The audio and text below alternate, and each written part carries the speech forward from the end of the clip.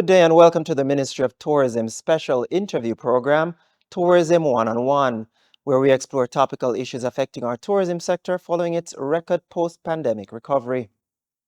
I'm Dr. Kingsley Roberts, your host, and with me today is Executive Chef at Jewel Grande Montego Bay Resort and Spa, Mr. Volae Williams. Welcome, Mr. Williams. Thank you. Today, we examine his personal journey in the tourism sector and how he has benefited from various initiatives undertaken by the Tourism Enhancement Fund, including through the Jamaica Centre for Tourism Innovation, JCTI. Mr. Williams, how did you first learn how to cook? Started off at a tender age. It's an unfortunate situation, but I look at it as, despite it being unfortunate, it's fortunate. My love for cooking started probably a month after my father passed away. Wow. I was roughly around Sorry 10, to going hear. 11. Mm, My father's an old-time Jamaican man, yeah. all boys ensure outside early in the morning, rake up the yard, Mhm. help him go to the farm. That's it, boy shouldn't be in house. After his passing, mommy just say, come, you have to Okay. learn to cook, to fend yourself. And Mhm. that is where the passion really started from, from the banana fritters to the corned beef to the eggs, and then every summer I go to country. Grandma, showed me how to give me that sweet spot Mhm. with the banana fritters. So it really started off with the banana fritters. Wow. And then here am I. Interesting. So, what inspired you to pursue the culinary arts then? As it started from a tender age, the love keep growing Right. and growing. I can remember going to high school, coming home in the evening times. Mhm. At times I'll reach home a lot earlier than mommy. She usually takes out the chicken or whatever meat we're having ahead of time for it to thaw. I just So you try just to, started doing that. yeah, I tell her enough time it burn up still, have some problems still, but Yeah. . So you were optimizing the cooking. Yes, until things start to find the sweet spot. And then I Mhm. did food and nutrition at school, and I Oh, transitioned from food and nutrition and I went to Runaway Bay Heart, right. from there. And I think it started to stack properly, Mhm. and the foundation is there. I just have a roof over the head right now. So it was just cooking. You ventured into baking at that tender age or anything like that, Well, or just cooking? mostly cooking. I did the few baking I did still coming up is like a little muffin, little cupcake, Mhm. but most of all is just cleaning out that mixing bowl when mommy make the fruit cake, Yeah, or yeah, whatever yeah. cakes that We that can that all that, relate to that. Yeah. that. So any of your relatives picked up from that early stage that you had a gift where you were going to excel Well, in that era? my mother, Okay. my mother really picked it up. She saw the love I have for it, and she just nurture it, Mhm. And I did get support from grandma, as well as other relatives in the family as well. Give me great support in that aspect. Okay. So what has your experience been like in the tourism sector now? How did you enter and what has it been like? Let me tell you, the tourism sector is an amazing sector, right? I got baptized in it right after I finished Runaway Bay Heart. Okay. My first job was at Sunset Jamaica Grand, working in the pantry. So I got a taste of the tourism sector right there from a high volume overall. So And what was your first job? my first job, a pantry cook. Okay. Pantry cook at Sunset Jamaica Grand, separate and before that. That's a real official job. But before at Runaway Bay Heart, no the Cardiff Hall hotel there, right? Training Institute. So I did training at the hotel, you know, but the real job started off at Sunset Jamaica Grand. So you were how old at this stage? I would say roughly around 18 plus, going 18. 19. Okay. Yeah. So then you started there and then what happened? I did basically 4 months there, Okay. right? I had applied for level 2 certified commis chef program, right? And I got through. But at that time, the program is a program where you had to do on the job training, Right. So it was tailored in a manner where you had to basically go to multiple properties to do different aspects that fall under the kitchen. So from one property is pastry, the next property is breakfast, other property is a la carte, butchery, sauce and soup, and garmager. So you garner a lot of experience then moving across those different. Yes, and each experience I got in different departments under the kitchen is a different hotel property. Oh, So it gives you that exposure as well as the opportunity to see what is out there, to see what you like. And during that time, I realized I did pastry as well. During that time, I realized the love was specifically tailored to the hot kitchen oh, range. okay. All right. So you spoke about training and certification. So what type of training and certification have you acquired up to this stage?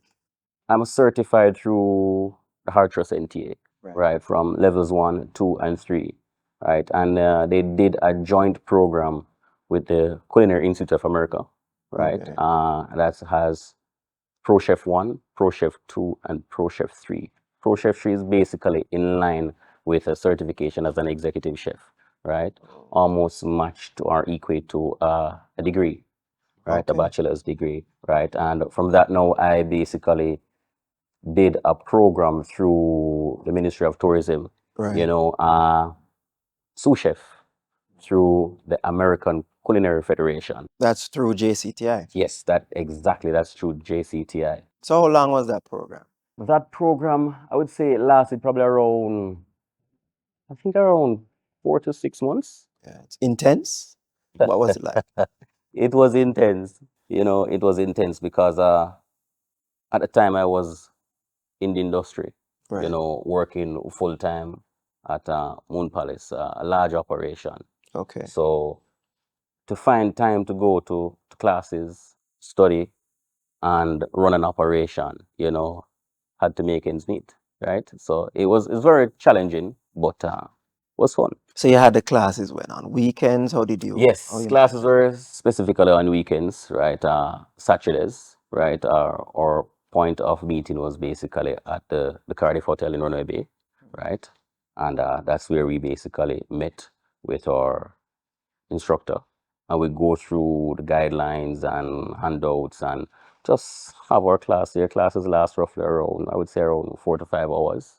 It all depends on what it is. So how did you find the program? Well, the program found me, Okay. right? I'm a TVET baby, Oh, right? Every aspect of me was exposed through Heart Trust NTA, right? So based on what I've been doing thus far, when the pilot program started, I believe they reached out to Runaway Bay Heart for persons, okay, okay. and that is when the introduction happened, right? And I can remember I had a meeting at TPD in Ocho Rios, right, as it relates to the introduction. And Miss Carla Rose Brown was there as well, right? And they broke down every aspect, what the program is like and the expectations, and it's an international certification that for every chef, it's very important. Stackable with credentials. It makes you extremely marketable, not locally, but overseas as well. So Not it's it, international accreditation. So you yes, can move to any yes, country over the man. world. Yes, Okay. indeed. Okay. And never regret it. So how has that certification then through JCTI boosted your career? It's recognizable, Mm-hmm. not locally, but internationally. It's an additional column that solidifies my foundation that led me to where I'm at right now, Jewel Grande as an executive chef. It's not discrediting or local certification entities. But from an international standpoint, a lot of these corporate companies, these external hoteliers, they really lean on international certification that shows you or encourage you or basically mold you to be extremely rounded, Mm-hmm. And this program really enlightened me and put me on the right path. So it's basically a process of progression then. So you do the local ones and then you went and you did Definitely, that one definitely, international. definitely, Okay. definitely. So do you find a lot of persons entering the field now using that as a platform, getting that certification and coming in like you did? Well, yes, I know the program is still running, very well in that aspect. It's even growing as well, It's just for candidates to take it very seriously. You can always do a program, you can always pass, but what are your values? What do you want to give back? How dedicated are you? So are there many job opportunities for executive chefs Well, across the sector? yes, there is, and you can look at it on both sides. Yes and no at times.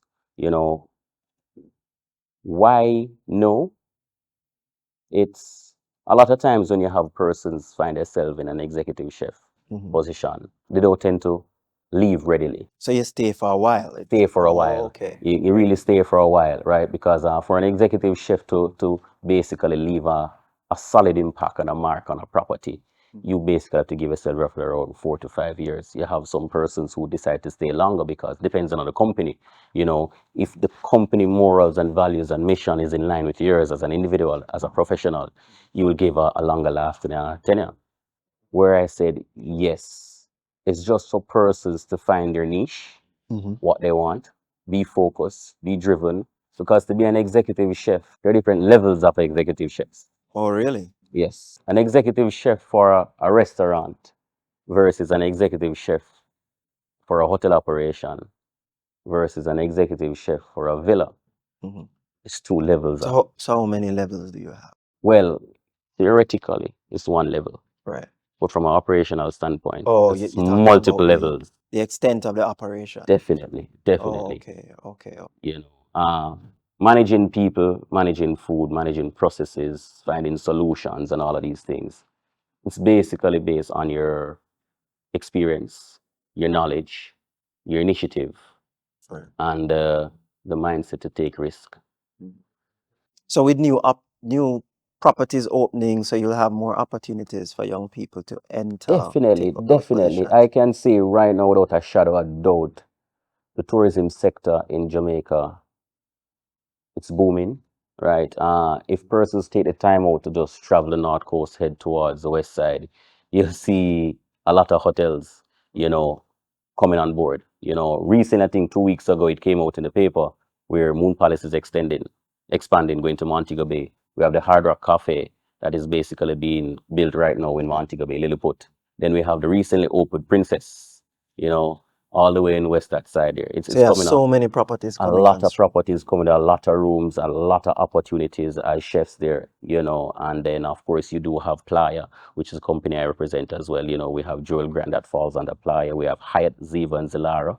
We do have Hilton Rosal, and of course Jewel Paradise Cove. Is it one executive chef to each property, or you have two that No, rotate on shift? So does it no, work? no. You basically have one One? executive chef. Okay. Yeah.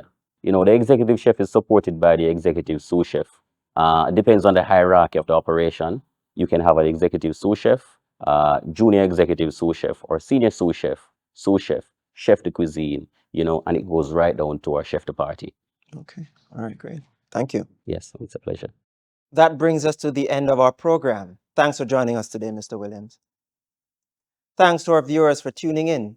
Join us next week when we conclude our discussion on Mr. Williams' personal journey in the tourism sector and how he has benefited from various initiatives undertaken by the Tourism Enhancement Fund, the TEF, including through the Jamaica Centre for Tourism Innovation.